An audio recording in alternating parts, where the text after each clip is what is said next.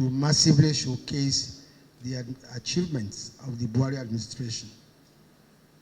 Since this moment, Police Affairs, and just yesterday the Minister of State Petroleum. Today is the turn of the Honorable Minister of Health to brief us on the strides that have been made in the country's critical health sector.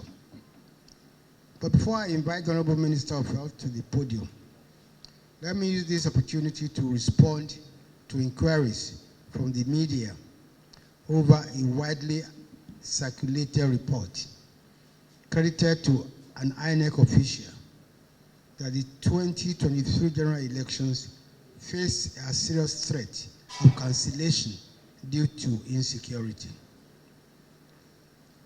The position of the federal government remains that the 2023 elections will be held as planned.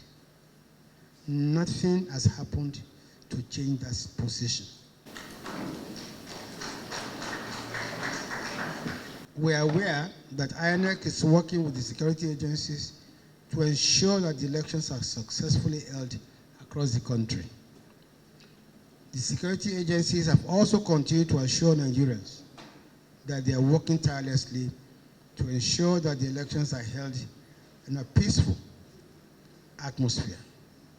Therefore, there is no cause for alarm.